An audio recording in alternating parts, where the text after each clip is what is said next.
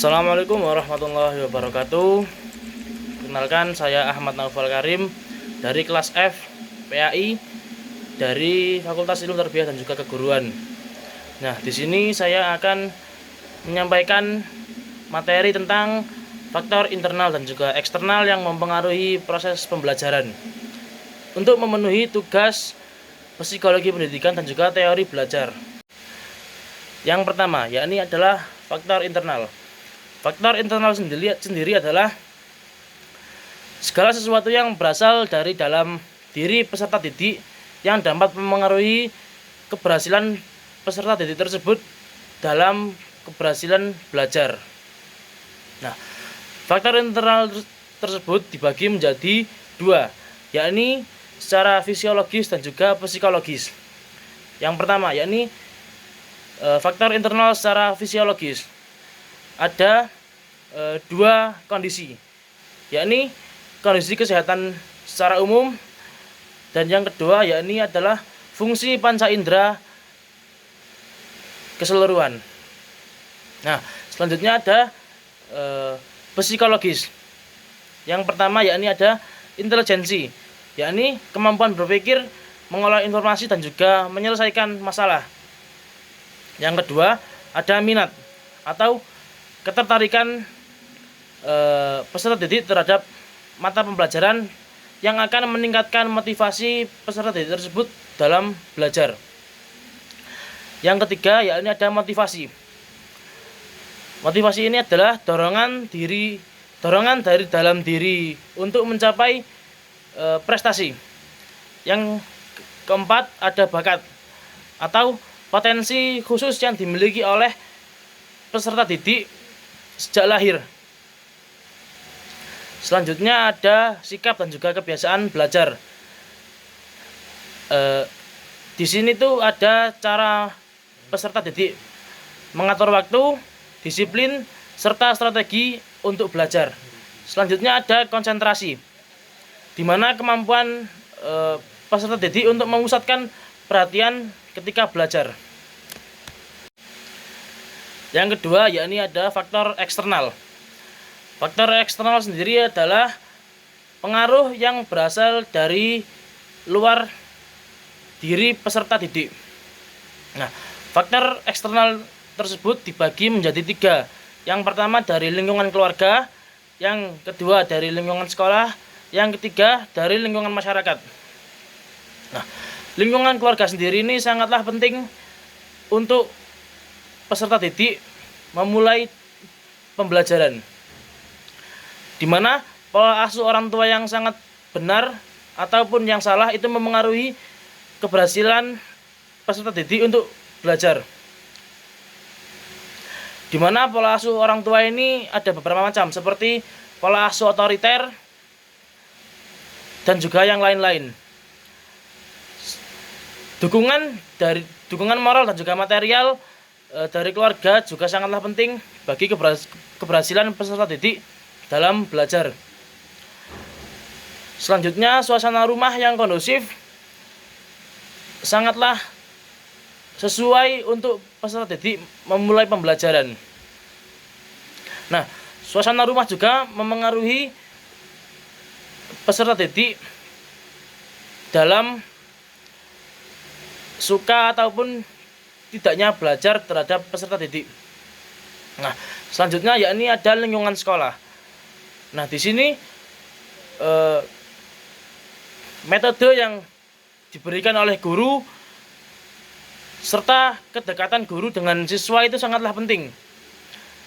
Selanjutnya, fasilitas sekolah yang memadai juga memengaruhi keberhasilan peserta didik dalam belajar. Nah, yang terakhir juga tidak kalah penting, yakni adalah iklim belajar atau hubungan antar siswa dan juga siswa serta motivasi dari guru kepada siswa. Itu juga mempengaruhi keberhasilan peserta didik dalam melakukan belajar. Selanjutnya ada lingkungan masyarakat. Di sini teman sebaya itu bisa memengaruhi bisa memberi pengaruh positif ataupun negatif kepada peserta didik dalam melakukan pembelajaran. Serta kondisi sosial budaya masyarakat sekitar juga mempengaruhi proses pembelajaran. Yang terakhir juga tidak kalah penting, yakni adalah media massa atau internet. Jika siswa itu bijak dalam menggunakan internet, maka pembelajaran akan berjalan dengan lancar. Dan apabila peserta didik menyalahgunakan teknologi yang ada atau internet, itu juga bisa membuat pembelajaran menjadi terhambat. Setelah kita sebutkan tadi beberapa bagian dari faktor internal juga eksternal, di sini saya juga akan memberikan contoh dari faktor-faktor tersebut. Yang pertama yakni faktor internal. Tadi faktor internal ada dua, yakni ada fisiologis dan juga psikologis. Yang pertama fisiologis. Contohnya adalah seorang siswa yang kurang tidur karena sering begadang, tadi menyalahgunakan internet untuk bermain game dan juga yang lain-lain, akan sulit berkonsentrasi saat pembelajaran di pagi hari. Atau seorang siswa yang mengalami gangguan penglihatan maupun pendengaran juga akan sulit mengikuti pembelajaran yang berlalu. Selanjutnya ada dari psikologis. Yang pertama ada intelijensi. Siswa dengan kemampuan berpikir logis lebih cepat memahami matematika. Namun intelijensi rendah bukan berarti gagal. Peserta didik yang memiliki intelijensi rendah hanya butuh pendekatan yang berbeda dari para guru. Yang kedua, minat. Jika siswa menyukai pelajaran sejarah, ia cenderung rajin membaca buku tambahan atau mencari video dokumenter. Dan selanjutnya, jika siswa tersebut memiliki bakat yang lain atau minat yang lain, pasti akan melakukan pembelajaran dengan nyaman sesuai dengan minat yang ia inginkan. Selanjutnya ada bakat. Siswa dengan bakat musik akan cepat menangkap pembelajaran seni musik dibandingkan teman lainnya. Selanjutnya ada sikap dan juga kebiasaan belajar. Siswa yang membiasakan diri membuat tulisan rapi atau catatan rapi akan lebih mudah mengulang pembelajaran yang telah ia dapatkan ke depannya ataupun ketika menjelang ujian. Yang terakhir ada konsentrasi. Seorang siswa yang fokus di kelas bisa memahami pembelajaran hanya dengan sekali dijelaskan. Sedangkan siswa yang sering melamun atau memikirkan hal yang lain perlu mengulang beberapa kali atau berkali-kali bahkan untuk mengulang pembelajaran tersebut. Selanjutnya ada contoh dari faktor eksternal. Yang pertama dari lingkungan keluarga.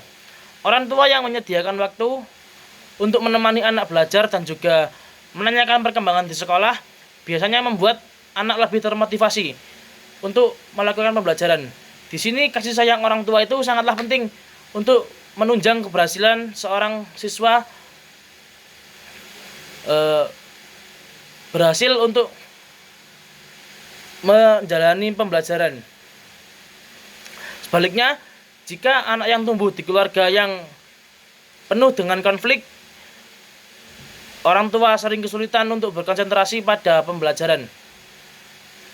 Di sini siswa yang lingkungan keluarganya itu penuh dengan konflik atau kurang kasih sayang juga akan berpengaruh pada keberhasilan dalam melakukan pembelajaran, di mana mungkin siswa tersebut bisa kurang fokus atau bahkan membolos dalam pembelajaran.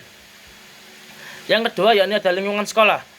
Guru yang mengejar dengan metode menarik seperti diskusi atau permainan edukatif akan membuat siswa lebih menarik, akan membuat siswa lebih semangat belajar.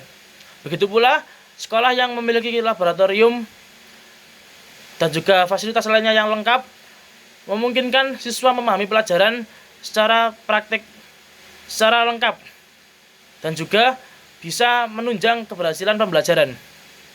Seperti contoh, sekolah tersebut memiliki laboratorium IPA yang dimana isinya dalam laboratorium tersebut sangatlah lengkap dan juga berteknologi yang canggih. Di situ seorang siswa bisa memahami pembelajaran dengan praktek dan tidak hanya teori. Selanjutnya ada lingkungan masyarakat. Contohnya adalah siswa yang bergaul dengan teman sebaya yang rajin belajar, maka ia akan termotivasi untuk rajin belajar juga. Sebaliknya, jika lingkungan pertemanannya itu kurang positif atau bisa dibilang negatif, maka akan memengaruhi siswa tersebut untuk melakukan hal yang negatif pula. Seperti contoh, untuk bolos, hanya